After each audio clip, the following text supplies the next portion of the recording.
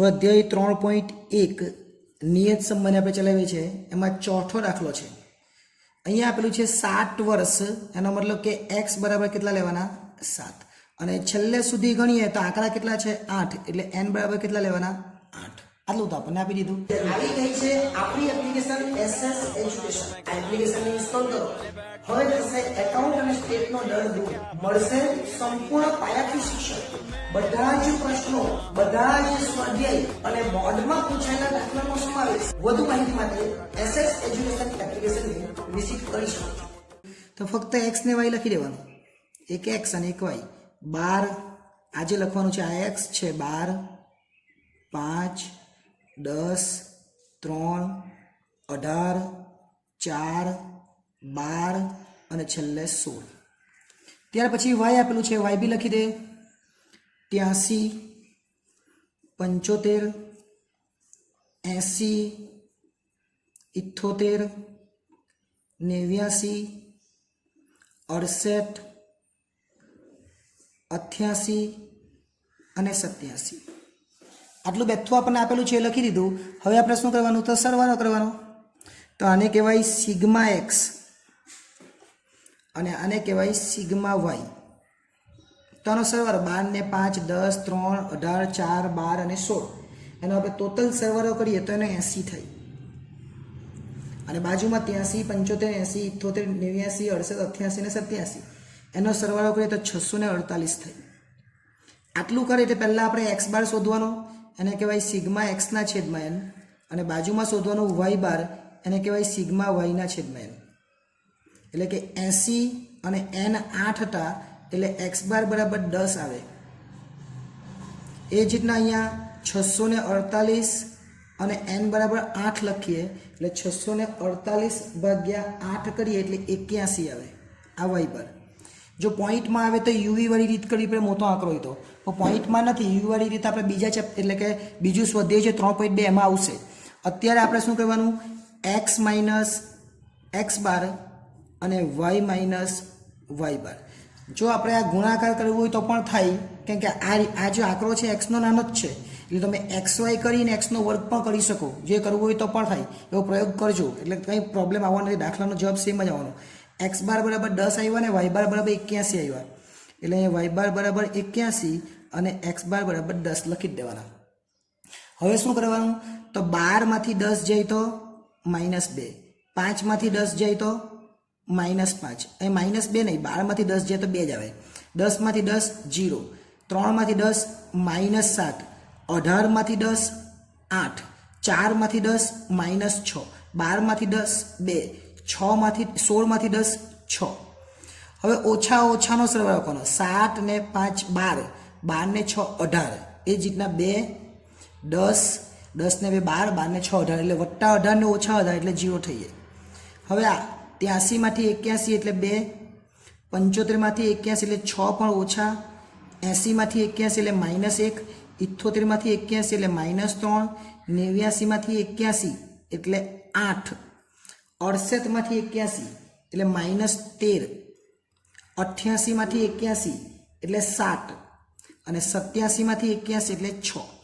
ઓછા ઓછાનો સરવાળો 13, 3 16, 16 ને 17, 17 ને 6 23 થાય। એ જ રીતના આગળ આવવાના, 2, 2 ને 8 એટલે 10, 10 ને 17, 17 ને 6 23 થાય, એટલે 23 0। જ્યારે પણ આવું રાઉન્ડ ફિગર આવતું હોય ત્યારે તો એ 0 જ થવાના છે, એક્સ માઇનસ એક્સ બાર વાળી રીતમાં। એટલે અહીંયા એક્સ માઇનસ એક્સ બાર અને વાય માઇનસ વાય બાર બંનેનો ગુણાકાર, અને છેલ્લે આપણે એક્સ માઇનસ એક્સ બારનો વર્ગ કરીએ, પણ જો બીજું ચેપ્ટર હોય તો વાય માઇનસ વાય બારનો વર્ગ બી આપણે કરીએ।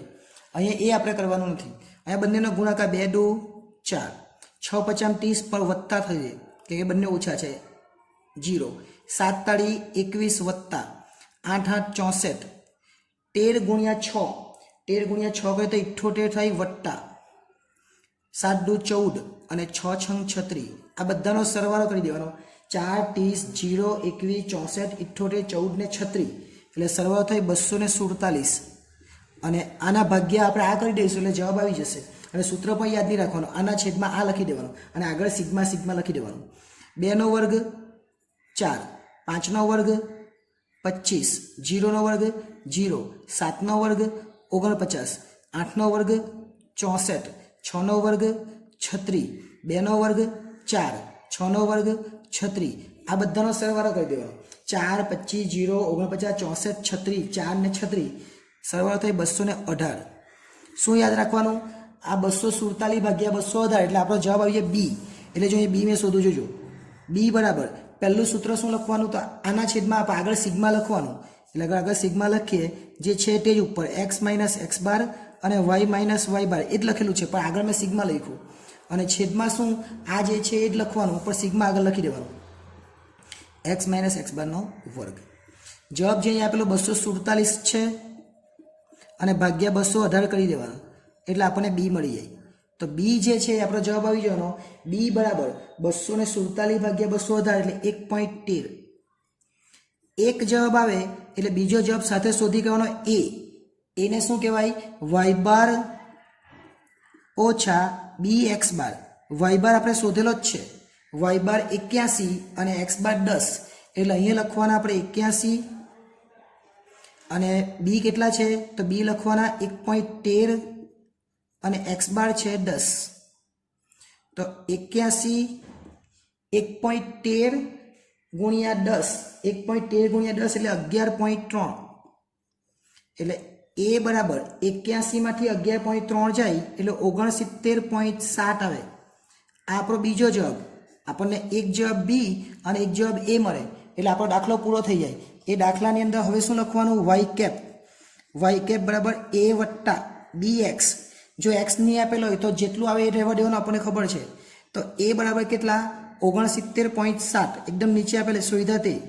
બી બરાબર કેટલા? 1.13 અને એક્સ બરાબર નહીં આપેલું હોય તો આટલો જ આપણો જવાબ. પણ એક્સ આપણને આપેલું છે એટલે 69.7 વત્તા 1.13 અને ન આપેલું તો આટલું પૂરું કરી નાખવાનું. અને આપેલું હોય તો ઉપર જોવાનું એક્સ બરાબર 7 અનુભવ આપેલા છે. જો 7 વર્ષ. જો 7 આપેલો હોય ને ત્રુટિ પૂછેલું હોય, સાંભળજો હવે. જો 7 આપેલા છે ને ત્રુટિ પૂછેલું હોય તો આપણે આ લેવું પડે. શું લેવું પડે? 12 ને 88. જો 12 આપેલા હોય તો અત્યારે 7 જ આપેલા છે, ત્રુટિ પૂછેલો, ત્રુટિ નથી પૂછેલું એટલે 7 જ બેઠા લઈ લેવાના. એટલે અહીં લેવાના 7. એટલે 69.7 આવી ગયા. આ બંનેનો ગુણાકાર થવાનો 1.13 ગુણ્યા 7 એટલે 7.91 અને પછી સરવાળો કરી દેવાનો. એને કહેવાય વાયની એક્સ પરની નિયત સંબંધ રેખા. એટલે 77.61 આપણો જવાબ આવે છેલ્લો. 77.61 આ છેલ્લો જવાબ આવે. અને અહીંયા આપણું આખું સ્વાધ્યાય 3.1 પૂરું થાય. આ જે 3.1 છે એ આખું આપણું પૂરું થઈ જાય. જે 3.2 બી છે તે બી આવું જ છે, પણ એની અંદર યુવી આવશે. કેમ યુવી? કેમ કે અહીંયા એક્સ બાર ને વાય બાર પોઈન્ટમાં આવે. પોઈન્ટમાં આવીને રકમ મોટી હોય એટલે આપણે યુવી વાળા દાખલા શીખેલા જ છે, એ જ આવવાનું છે. સૂત્ર ખાલી થોડુંક બદલાવાનું છે, એ બી આ જ રહેવાનું છે. જે ઉપર સૂત્ર આવતું યુવીમાં આવતું એ જ સૂત્ર, અને આ જે એનું સૂત્ર હતું એ પણ એમાં બી એ જ રહેવાનું અને આ પણ એ જ રહેવાનું. એટલે એ પણ પ્રોબ્લેમ નહીં આવશે. એટલે જ્યારે નેક્સ્ટ ટાઈમ મળીશું ને ત્યારે આપણે 3.2 જોઈશું. આભાર.